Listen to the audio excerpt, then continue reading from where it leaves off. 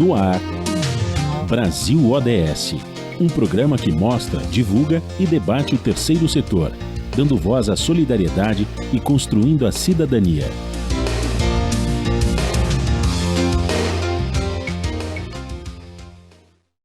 Bom dia, eu sou Joel Scala e começa agora o Brasil ODS, um programa do Observatório do Terceiro Setor, com apoio da FAPESP, a Fundação de Amparo à Pesquisa do Estado de São Paulo. Segundo o retrato do trabalho informal no Brasil, conduzido pelo Instituto Veredas, quase 20 milhões de pessoas sobrevivem de bicos, o equivalente a 60% das 32 milhões de pessoas que trabalham informalmente no país. Hoje vamos falar de comércio popular, formalização e exclusão do trabalho. Com Adriana Marcolino, que é socióloga do Departamento Intersindical de Estatísticas e Estudos Socioeconômicos, o DIESE. Ela é consultora em temas relacionados ao mundo do trabalho. Bom dia, Adriana, seja muito bem-vinda ao nosso programa.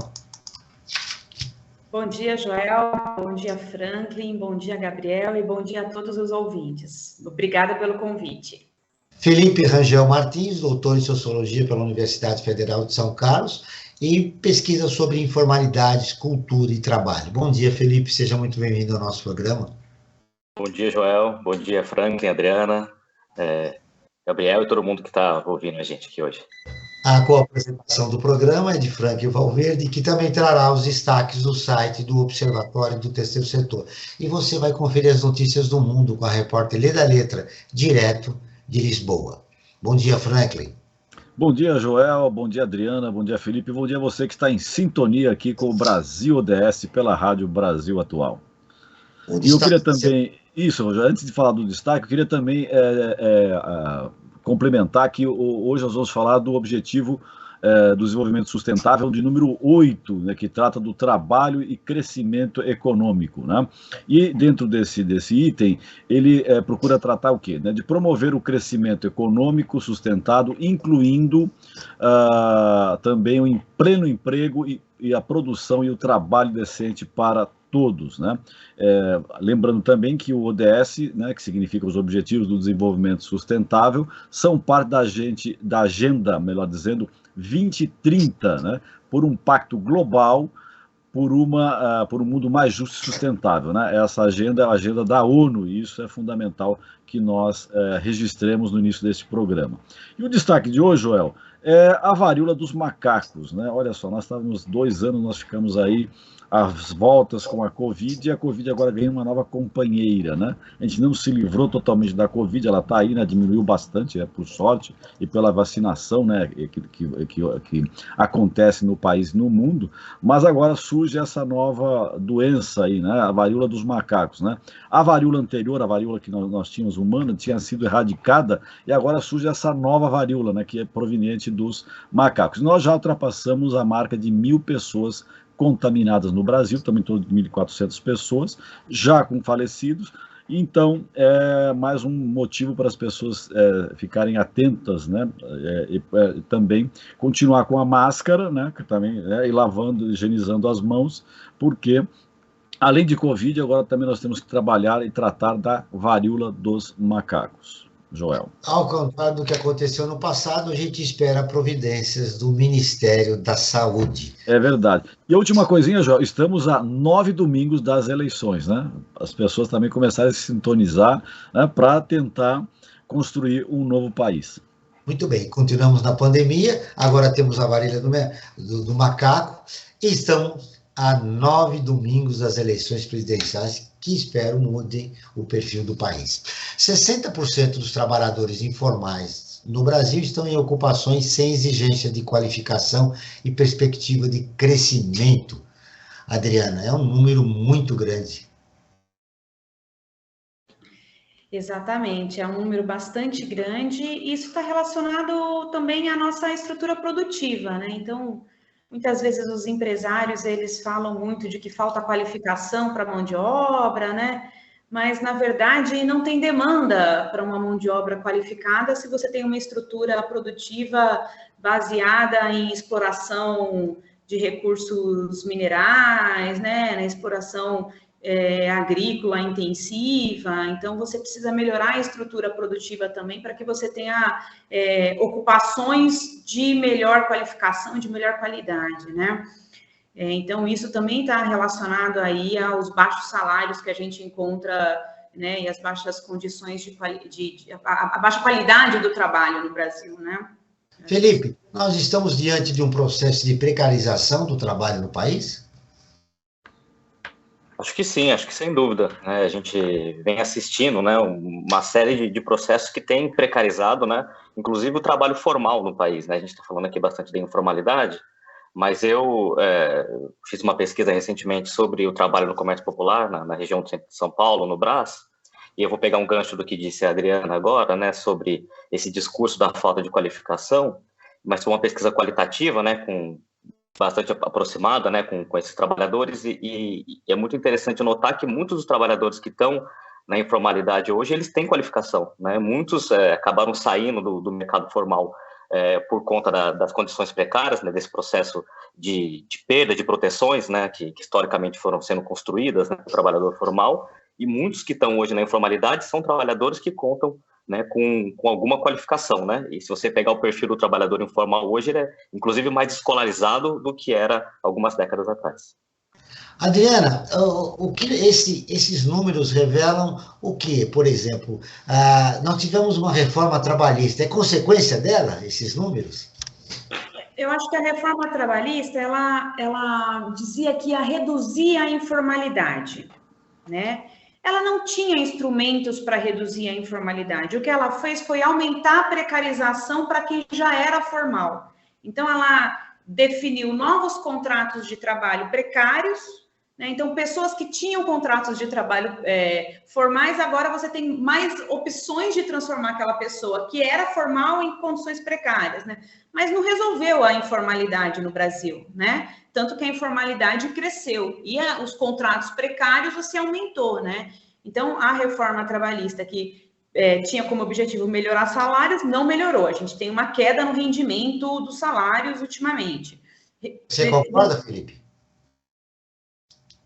Eu concordo completamente, né? Inclusive, se a gente for retomar um pouco os discursos em torno da reforma trabalhista e das outras reformas que foram acontecendo depois da aprovação da reforma trabalhista de 2017, a gente vai ver que, inclusive, você tem um discurso anunciado de aproximar o trabalhador formal daquilo que era na informalidade no que se refere à flexibilidade do trabalho, né? E flexibilidade significa, muitas vezes, você poder usar, né, a força de trabalho da maneira que for mais conveniente, né, para quem está contratando. E isso, invariavelmente, tem que significado precarização, né, insegurança, instabilidade para esse trabalhador. Então, eu concordo muito, eu acho que não é uma coincidência você ter aproximado o que é o trabalho formal no Brasil, né, sobretudo esse trabalho de menor qualificação, do que era a informalidade, né, porque isso teve inclusive discursos, né, da presidência da República aproximando, né, essas duas realidades. Adriana, inclusive falava-se na criação de novas vagas de trabalho, né? Mas são novas vagas de trabalho com salários menores, né? E também, como você disse, em condições de trabalho piores, né? E o que a gente tem visto de modo geral no mercado de trabalho saiu sexta-feira, né? Não sei se todo mundo acompanhou, mas saiu os dados da PNAD, do IBGE, relativos a junho, né?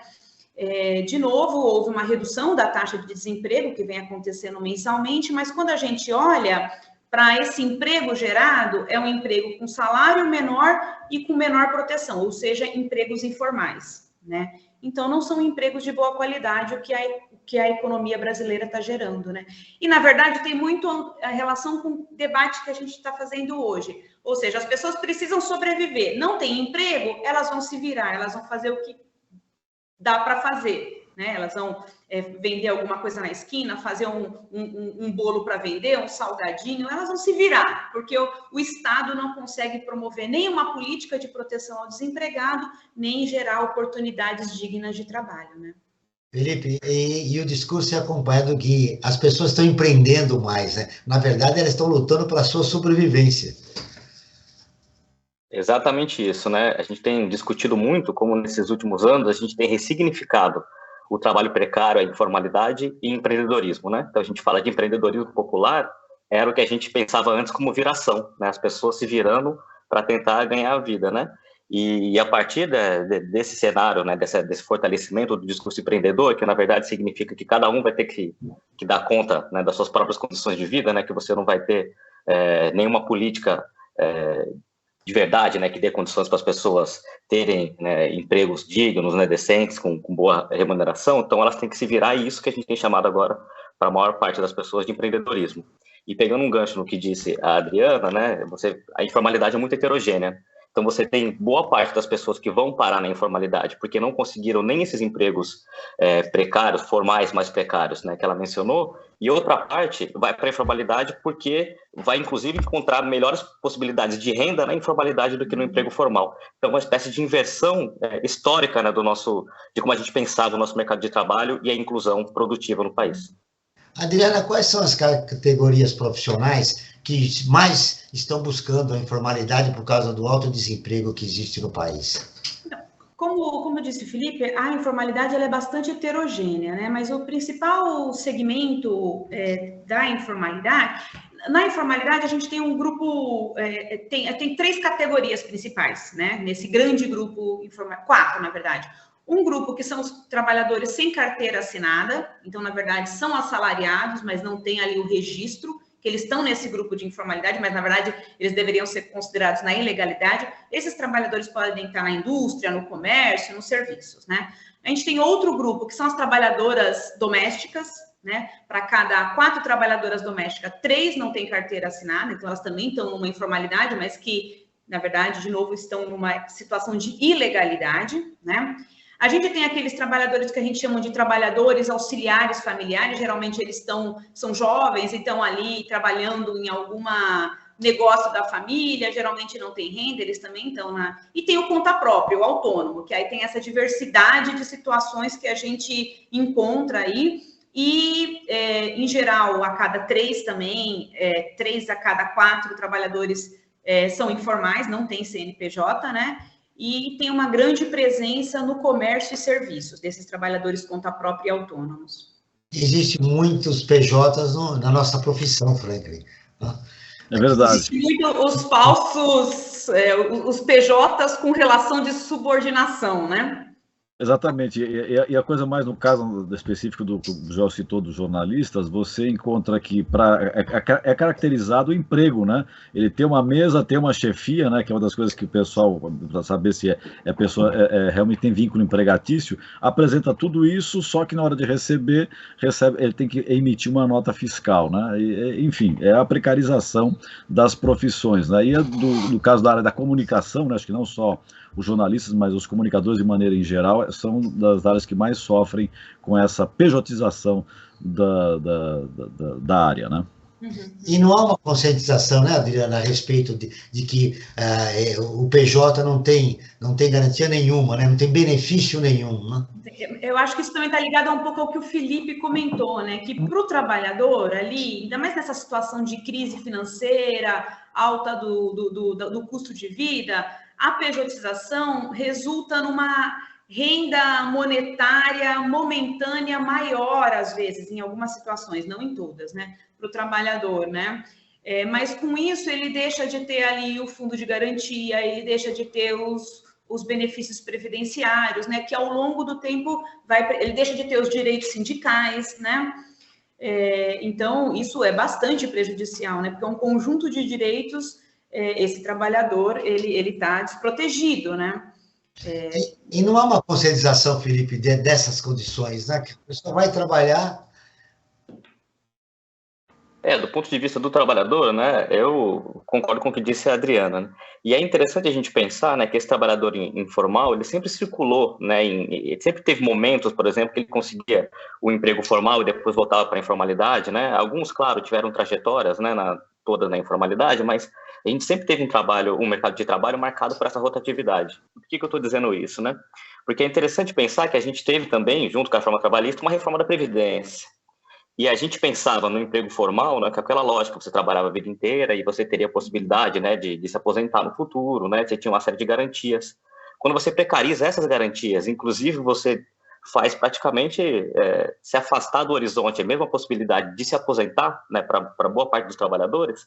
O próprio emprego formal, ele perde substância, né? Ele perde o que ele tinha de peso, né, simbólico, mas também material, porque ele entregava proteções, isso vai perdendo. Então, a possibilidade de você ganhar algum dinheiro agora, né, e de repente conseguir, né, pegar um financiamento de uma casa, alguma coisa assim, te garante uma segurança que muitos não estão identificando mais nesse repertório de empregos formais precários, né, de baixa qualificação, de baixa remuneração. Vamos ouvir agora a Rádio ONU, parceira de conteúdo do Observatório do Terceiro Setor, com a reportagem OIT vê retrocesso na recuperação do mercado de trabalho. A Lê da Letra, de Lisboa, tem as informações. Crises múltiplas estão causando uma piora na recuperação global do mercado de trabalho, revela a Organização Internacional do Trabalho, OIT. O relatório Monitor do Mundo do Trabalho mostra que o número de horas trabalhadas ficou 3,8% abaixo do índice pré-crise, que foi o quarto trimestre de 2019. Esse volume equivale a um déficit de 112 milhões de empregos a tempo integral. A OIT faz uma relação das várias crises globais que estão tendo influência direta no mercado de trabalho. Inflação, especialmente sobre os preços de energia e de alimentos, turbulência financeira, potenciais dívidas e interrupções nas cadeias de produção exacerbadas pela guerra na Ucrânia. A agência da ONU revela que existe um risco crescente de haver ainda mais deterioração nas horas trabalhadas em 2022. Outro destaque do documento é o aumento das divergências entre as economias mais ricas e as mais pobres. Os países de renda alta já estão sentindo uma recuperação nas horas trabalhadas, mas nações de rendas baixa ou média-baixa sofrem com retrocessos desde o início do ano. Mais de 2 anos depois do início da pandemia de Covid-19, muitas pessoas no mundo continuam sofrendo com os impactos nos mercados de trabalho. A recuperação salarial ainda não chegou para a maioria dos trabalhadores. No ano passado, 3 entre 5 funcionários viviam em países onde os ordenados ainda não haviam retornado ao nível visto no último trimestre de 2019. Outra revelação do estudo da OIT: as lacunas de gênero em relação a horas trabalhadas também aumentaram durante a pandemia, sendo as mulheres no emprego informal as mais afetadas. Da ONU News, em Lisboa, Lê da Letra. Continuamos com o Brasil ODS, um programa do Observatório do Terceiro Setor, com apoio da FAPESP, a Fundação de Amparo à Pesquisa do Estado de São Paulo. Hoje falando sobre comércio popular, formalização e exclusão, com Adriana Marcolini e Felipe Rangel Martins. Franklin, agora chegou a hora da nossa enquete. O que os nossos seguidores votaram a respeito do tema do programa de hoje? É verdade, João. A cada programa que nós realizamos aqui na Rádio Brasil Atual, nós fazemos uma enquete, né? Não tem base científica, né? Mas serve para ter uma noção, né, de como é que anda, como eu digo assim, a temperatura sobre o tema que nós vamos debater, né? No caso, como você bem disse, João, comércio popular, formalização e exclusão, né, que está vinculado à ODS 8, né, trabalho e crescimento. Nós perguntamos, fizemos a seguinte questão: você consome produtos de vendedores ambulantes? E olha só o resultado, João. 79% disseram que sim, que consomem esses produtos vendidos por vendedores ambulantes, né? 21% disse que não consome. Mas então, ou seja, a maioria da população brasileira aceita, né, e recebe muito bem o trabalho dos vendedores ambulantes. Dentro desses resultados da nossa enquete, João, tem uma questão que eu gostaria que fosse tratada aqui, tanto pela Adriana como pelo Felipe, né?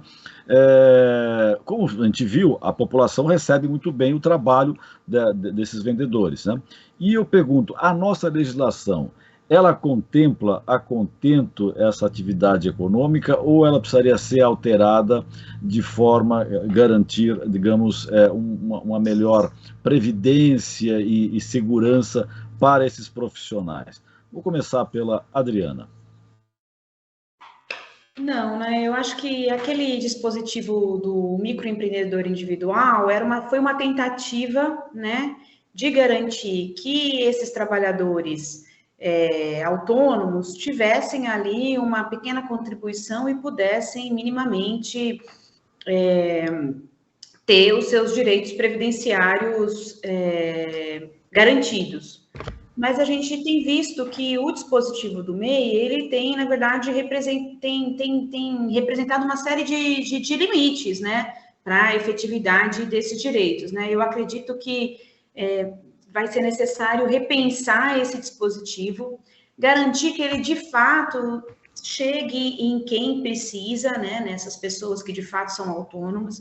Ele tem sido usado como um instrumento de precarização de assalariados, né, então a gente tem que ter uma fiscalização maior para que ele não seja utilizado em vínculos que são caracterizados como vínculos de trabalhadores e trabalhadoras assalariados, e precisa de fato chegar nesses trabalhadores autônomos para garantir que eles tenham acesso à previdência, aos direitos previdenciários, né?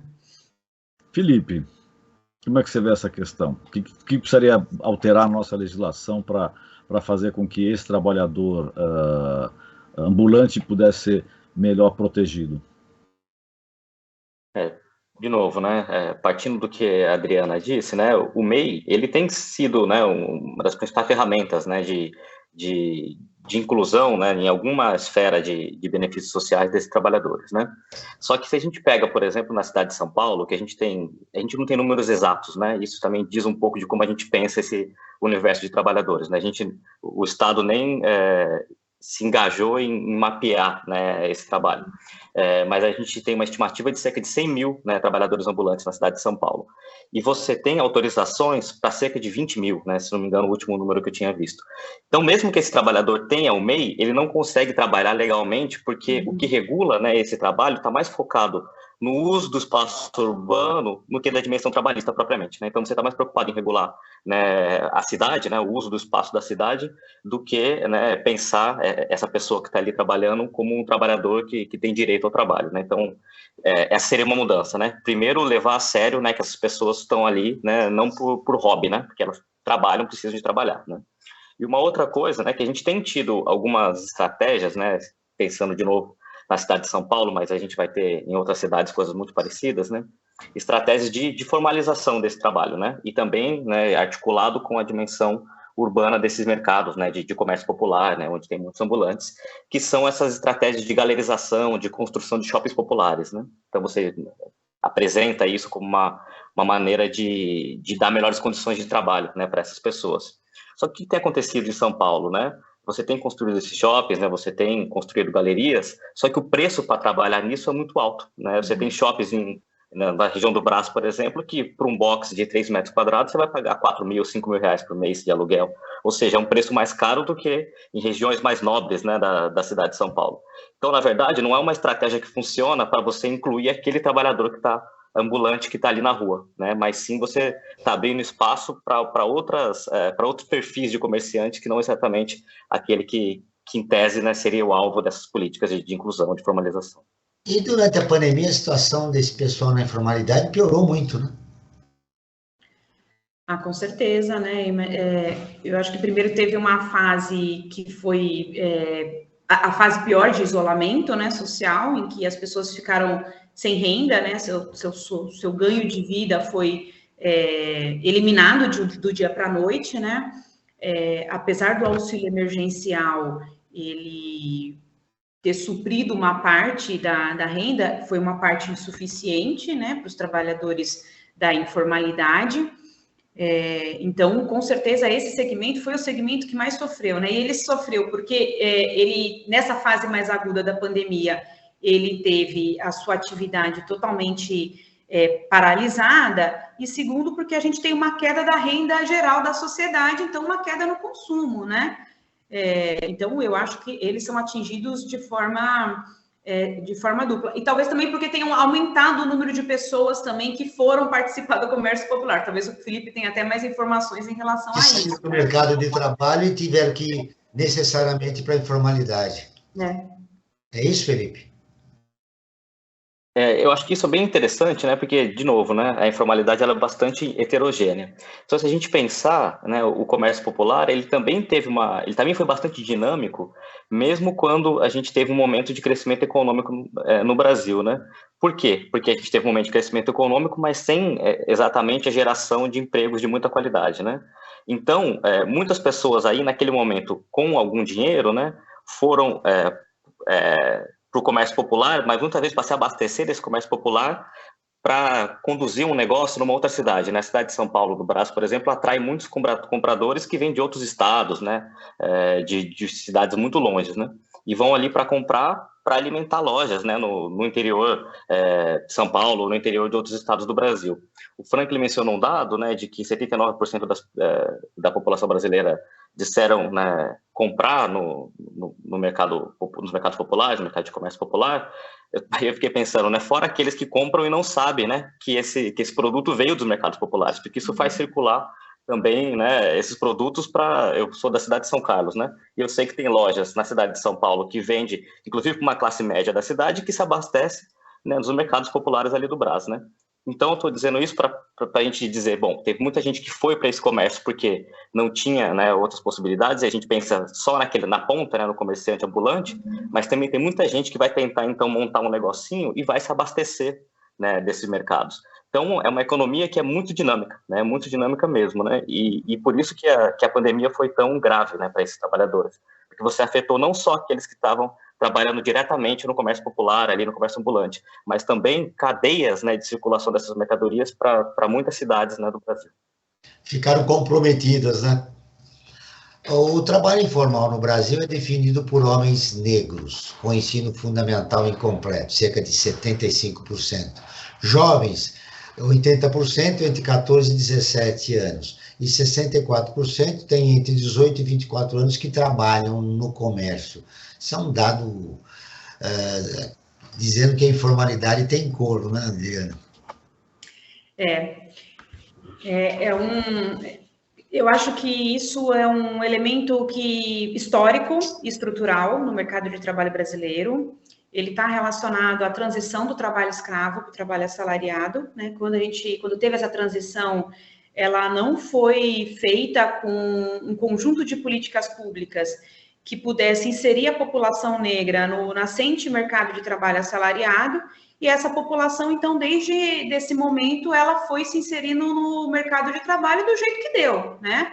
Buscando ali o seu sustento, as formas. Então, mesmo os processos de assalariamento, industrialização, a população negra sempre teve acesso às formas mais precárias de trabalho, né? Hoje, o dado de sexta-feira que saiu no IBGE aponta uma informalidade em torno de 42,8%.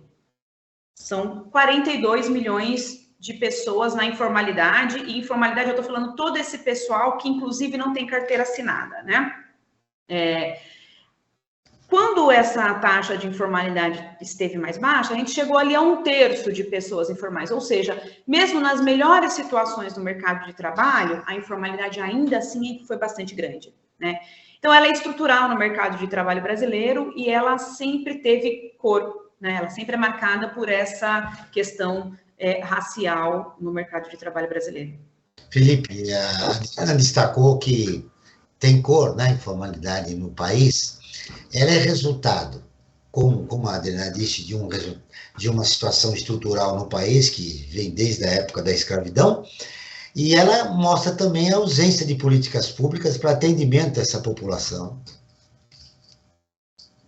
É a ausência, inclusive, do reconhecimento dessa desigualdade, né? Do reconhecimento público dessa desigualdade, que é o que permitiria que a gente, então, tivesse políticas, né, que atacassem de fato esse problema, né? Só que se a gente lembrar que, como disse a Adriana, a gente tem uma desigualdade que é histórica, que é estrutural, né? Uma desigualdade racial no país que é histórica e que é estrutural, que a gente conviveu muito tempo com aquele mito da democracia racial, né? Então a gente não falava que esse país ele era racista, era um país que tinha uma estrutura econômica também racializada, né? Então isso também impede que a gente leve isso a sério e tenha políticas, né, de trabalho, de renda, né, de inclusão produtiva que ataque esse problema, né, de verdade.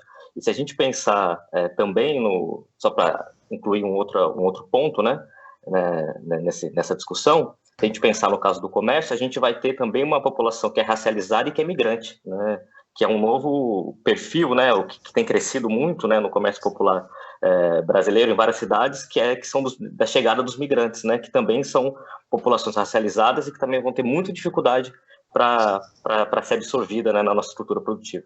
Que representa um número expressivo, né, no comércio popular do bairro do Brás, onde você fez a pesquisa, né? Exatamente, né? E crescente. Se você pegar alguns anos atrás, né?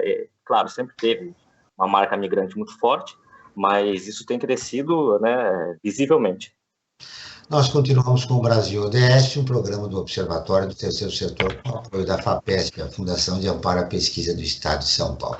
Hoje falando sobre comércio popular, formalização e exclusão, com Adriana Marcolino e Felipe Rangel Martins. Você quer ficar informado sobre projetos, causas sociais e direitos humanos?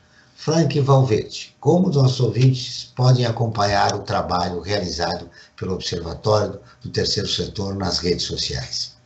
Eles podem nos seguindo nas várias redes que nós estamos presentes. Por exemplo, no Instagram, né, no Insta, quando as pessoas falam, né, em @Observatório 3 Setor. No facebook.com/Observatório 3 Setor. E também, Joel, nossos programas de rádio, eles estão no canal do Observatório no YouTube. Lá você encontra entrevistas e os quadros como Você Sabia e Você Conhece, que mostram aspectos ignorados da história e refletem sobre a nossa sociedade. Basta buscar Observatório 3, em numeral, Setor, e lá você vai encontrar todo esse material à disposição. Muito bem. Empresarialização do comércio popular pode significar instabilidade e exclusão dos trabalhadores. Um estudo realizado na região do bairro do Brás, em São Paulo, revelou que trabalhar formalmente pode ser muito mais caro para os vendedores que chegaram lá por necessidade. Ô Felipe, você que participou desse estudo, quais foram os resultados mais importantes? Esse estudo, já, ele foi a minha tese de doutorado, né, que foi publicado recentemente num livro chamado Empresarialização dos Mercados Populares, Trabalho e Formalização Excludente, em que eu cheguei lá justamente para estudar, né, o que era esse trabalho, como que as pessoas que estavam ali, sobretudo nos shoppings populares e nas galerias populares, né, que é esse novo perfil de comerciante, né, como que eles vivenciavam esse trabalho, né. E aí essa dimensão da empresarialização, que eu chamo, que é justamente essa tentativa, né, de tornar esse comércio que é associado, né, que é muito estigmatizado, é associado a alguma dimensão de marginalidade ainda, né, como que você tem uma série de projetos hoje em várias cidades, na verdade, de trazer para esses mercados um aspecto mais empresarial, né, então os próprios shoppings são uma dimensão disso, o MEI, né, então transformar o camelô em microempreendedor é uma outra dimensão disso. E um ponto que você tocou, né, que é a própria percepção desses trabalhadores, eles passam a se ver como empreendedores, né, dentro desses shoppings populares, né.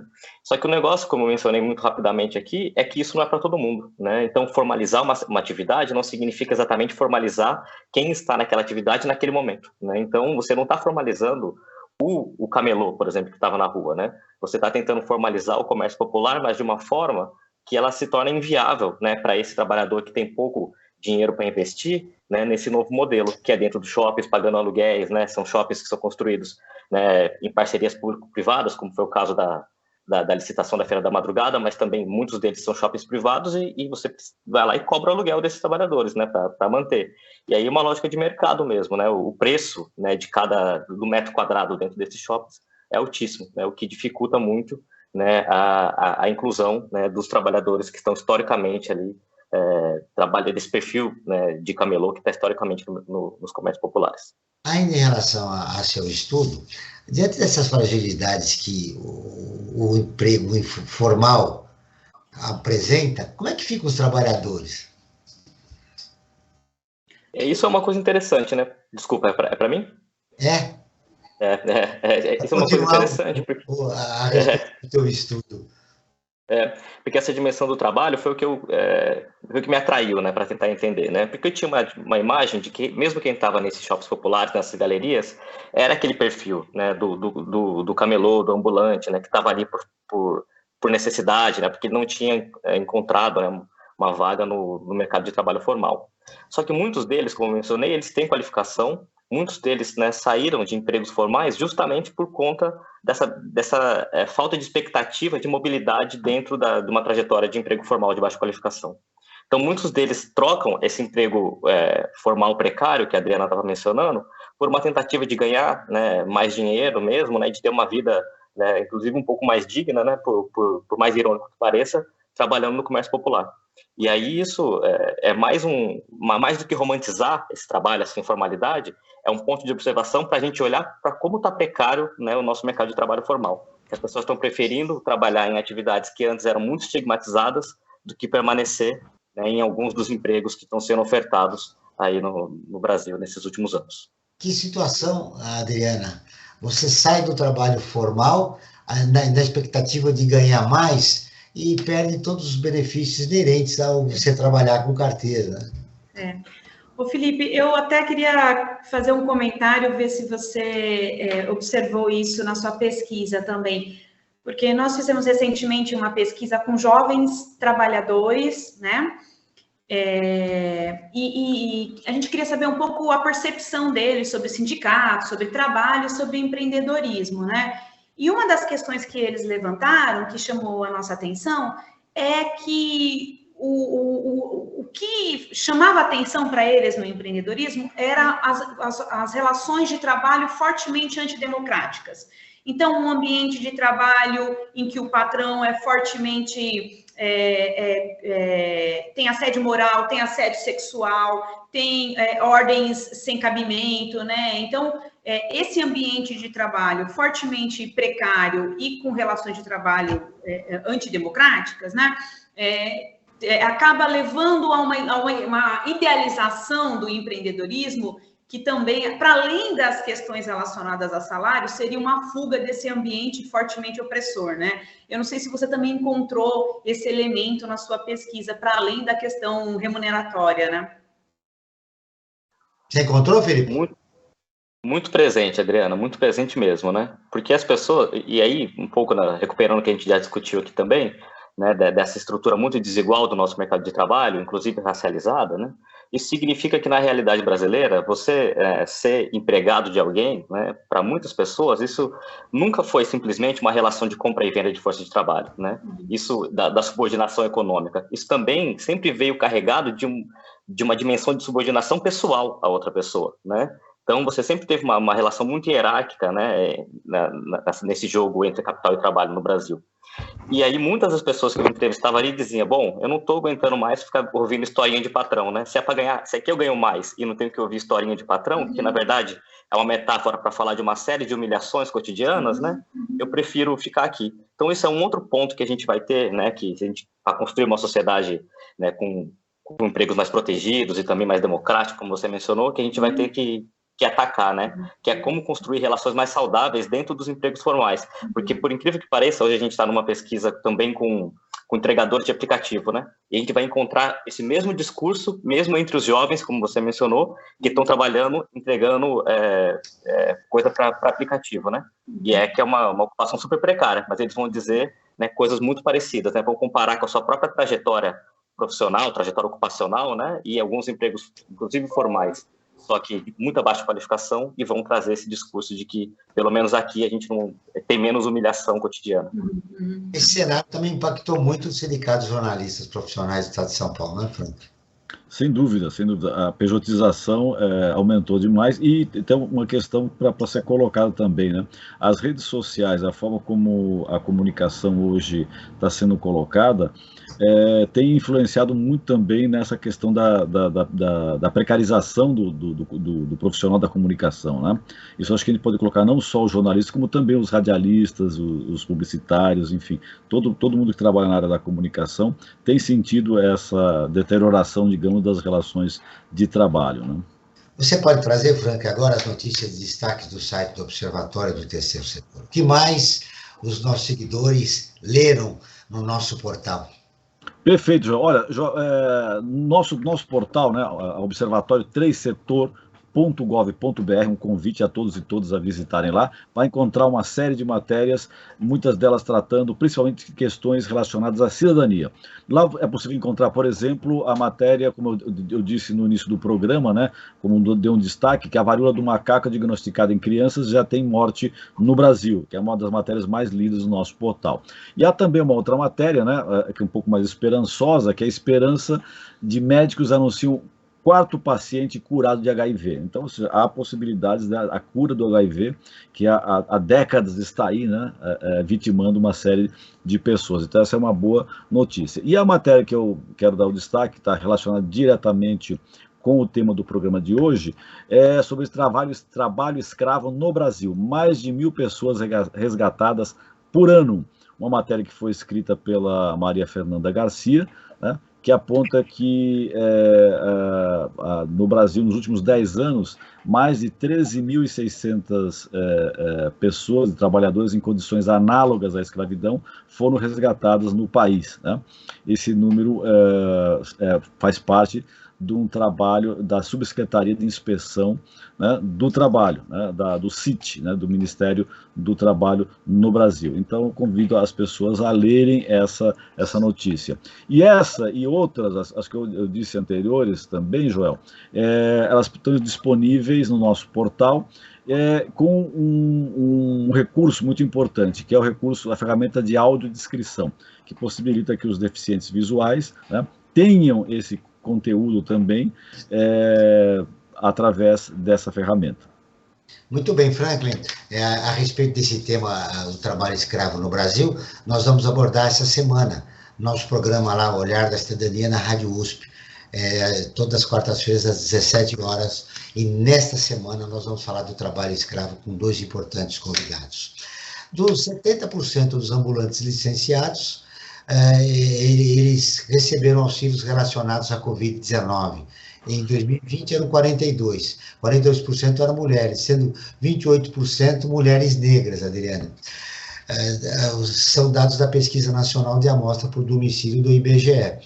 Como estão essas pessoas no cenário atual em que 125 milhões de brasileiros sofrem de insegurança alimentar e outros 33 milhões passam fome? É uma pena que essa pesquisa em particular ela foi descontinuada, né? O IBGE também passa aí por uma política de corte, né? E vocês viram aí todas as dificuldades para realizar o censo. Então, essa que era uma pesquisa bastante interessante porque ela tinha novos recortes, né? Relacionados a esse contexto novo da pandemia. Mas, enfim, os dados sobre a pesquisa de insegurança alimentar, né, ele tem destacado grupos específicos que estão mais vulneráveis, né? Então, as mulheres, a população negra, né, as populações periféricas, e o que deixa todo mundo mais perplexo é que não temos, no curto prazo, nenhum tipo de política que possa reduzir essa insegurança alimentar, nem pela via da produção de alimentos, né, pela via do fornecimento de alimento para essas pessoas, nem pela via da geração de emprego, trabalho e renda, né? Então, é uma situação bastante preocupante, né? Lembrando que as mulheres, as crianças e os adolescentes foram os mais impactados durante a pandemia. Perderam emprego, né? No mercado de trabalho, além de ganharem menos, né? Por exemplo, a mesma função do homem. Quando na pandemia começou a abrir novamente a economia, as aulas não retornaram, mas as mulheres não puderam voltar para o trabalho presencial, né? Porque as crianças não voltaram para a escola. Então, muitas mulheres acabaram tendo que sair do mercado de trabalho. Não se pensou em políticas públicas de cuidado que garantisse o cuidado das crianças e o retorno das mulheres ao trabalho. Então, as mulheres tiveram que criar soluções que ou colocaram as crianças em situações de cuidados precários ou que retiraram as mulheres do mercado de trabalho. E o retorno delas ao mercado de trabalho se deu em situações mais precárias ou elas estão em situações de desemprego de longa duração. Estamos no último bloco do Brasil ODS, um programa do Observatório do Terceiro Setor, hoje falando de comércio popular, formalização e exclusão com Adriana Marcolino e Felipe Rangel Martins, com apoio da FAPESP, a Fundação de Amparo à Pesquisa do Estado de São Paulo. Frank, nós temos um projeto importante, né, que reflete sobre o país. Esse projeto foi criado durante a pandemia, mas pretende não só refletir sobre esse momento, mas o pós-pandemia também. É verdade, Jorge. Chama-se Observatório em Movimento, um projeto que busca ouvir especialistas das mais variadas áreas do conhecimento para dar dicas e informações de como melhor você viver esse pós-pandemia. A pandemia não acabou ainda, mas digamos que ela caminha para esse final, quer dizer, é o que todo mundo espera, né, com as campanhas de vacinação, e com isso, de que maneira que as pessoas devem encarar esse mundo novo que vai surgir, porque com certeza, depois dessa pandemia, o mundo será diferente. E além dessa campanha que nós temos, já tem uma outra também importante para se apresentar, que é uma ferramenta nova que nós temos no Observatório do Terceiro Setor, que chama-se Apoie o Terceiro Setor. É uma plataforma online de financiamento coletivo para organizações da sociedade civil com projetos em diversas áreas. Convido a todos e todas a entrarem em apoie3, em numeral, né? setor.com.br, apoie3setor.com.br, lá tem uma série de informações. E também convido a todos a nos acompanharem pelas redes sociais, seja pelo Facebook, Instagram e mesmo pelo YouTube. Muito bem. Adriana, o mais importante você gostaria de deixar registrado, aliás, nós conversamos antes de iniciarmos o programa, você tem um relatório, né? Você participou do relatório, é a autora dele, a comercialização solidária. O que vem a ser comercialização solidária?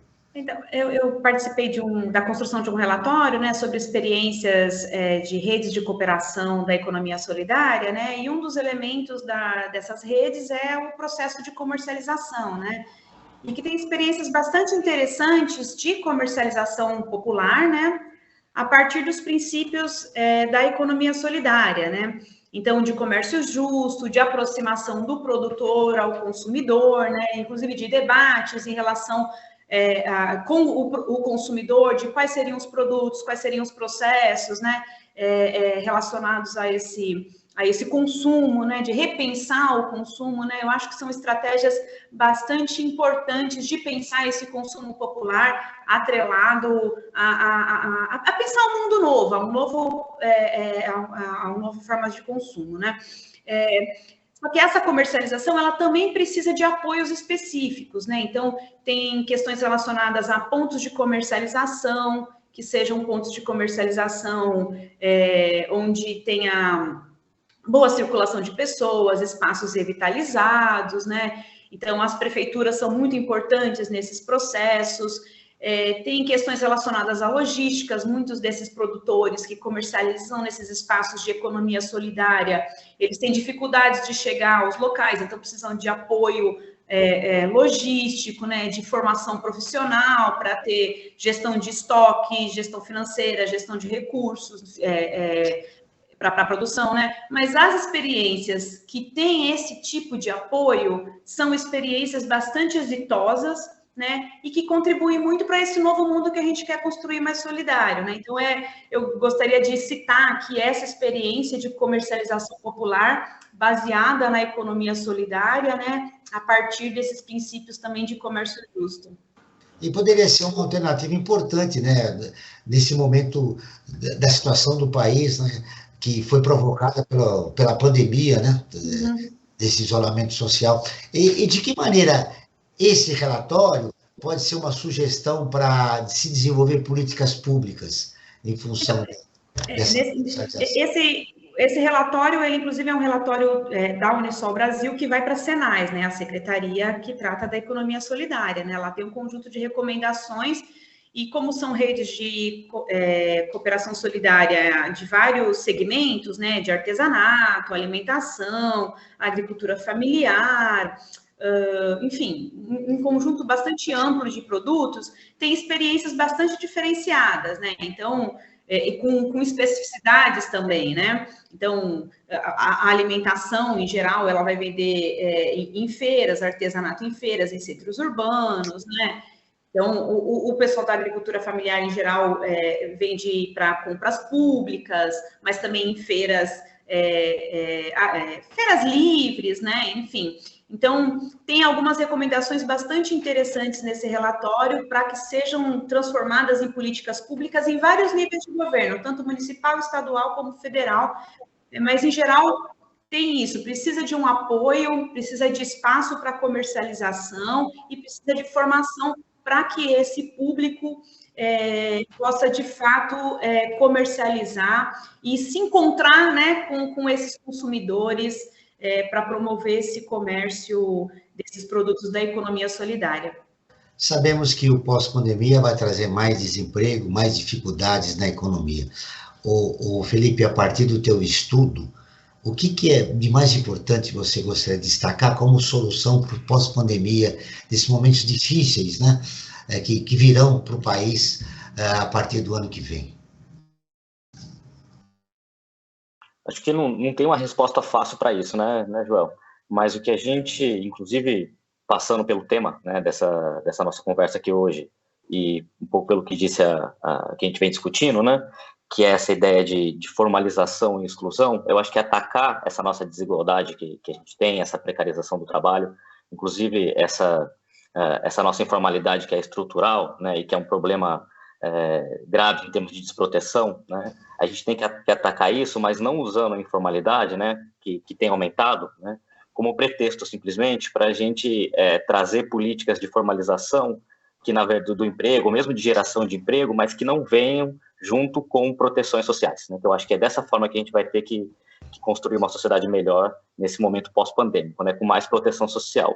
E o que a gente viu, recuperando tanto a história da reforma trabalhista, em que, a pretexto de combater a informalidade, a gente produziu, né, um processo de precarização no mercado de trabalho formal, mesmo através da construção de novas formalidades, como, por exemplo, o contrato intermitente, que é formal, mas absolutamente precário, né?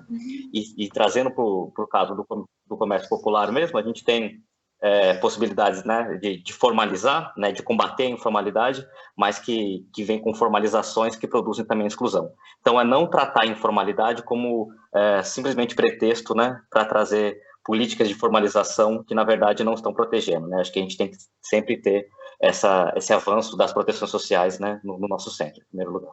Falamos da informalidade, falamos da precarização do trabalho. Adriana, como você vê a situação do universo do trabalho no pós-pandemia? Desculpa, falhou o final da pergunta? Como você vê esse cenário que nós apresentamos durante o programa no pós-pandemia? Formalidade, precarização do trabalho. Eu acredito, eu acho que a última fala do Felipe, ela resume bem, assim, se nós não mudarmos esse marco regulatório do trabalho e se não tiver políticas ativas de geração de empregos com direitos, o mercado de trabalho vai continuar um mercado de trabalho precário, de baixos salários, que não gera uma renda suficiente para o trabalhador manter a si e as suas famílias, né? Então, a gente vai continuar com essa situação precária, com insegurança alimentar, porque as pessoas não vão ter renda para poder se sustentar, né? Então, eu acho que o pós-pandemia, né, a recuperação de um mercado de trabalho, ele só é possível ser positivo, ele só pode garantir dignidade para os trabalhadores se for com direitos. Frank, seu destaque final a respeito do programa de hoje. Olha, acho que o que mais me chamou a atenção nessa boa entrevista que nós fizemos aqui com o Felipe e com a Adriana é essa reforma trabalhista que foi feita no país, que na verdade ela veio com o objetivo de acabar, digamos assim, ou integrar o trabalho informal dentro de uma estrutura, digamos, trabalhista digna para o trabalhador, mas na verdade isso pode-se dizer que foi um tiro pela culatra, porque na verdade isso acabou aumentando a precarização.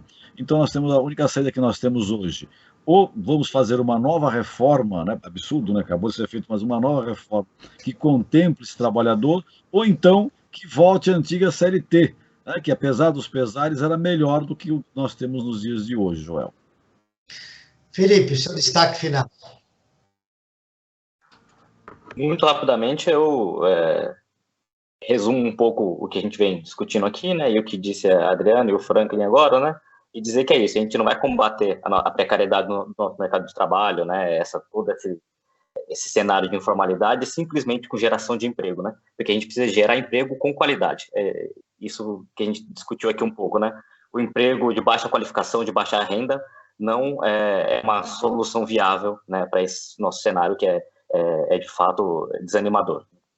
Adriana, seu destaque final, do que mais importante você gostaria de deixar registrado no final do nosso programa? Eu espero que no próximo período a gente consiga garantir que a classe trabalhadora tenha aí empregos com direitos. O Brasil ODS, um programa do Observatório do Terceiro Setor, com apoio da FAPESP, a Fundação de Amparo à Pesquisa do Estado de São Paulo, está terminando. Eu agradeço a presença de Adriana Marcolino, doutora em Sociologia pela Universidade de São Paulo e socióloga do DIES. Felipe Rangel Martins, doutor em Sociologia pela Universidade Federal de São Carlos. Esse programa foi produzido pela equipe do Observatório do Terceiro Setor. Na próxima terça-feira, às 9 horas, acompanhe nosso programa Perspectiva, sempre com assuntos importantes da atualidade. E ficamos por aqui, sempre na luta por uma sociedade mais justa, solidária, sustentável e tolerante. Até o próximo programa.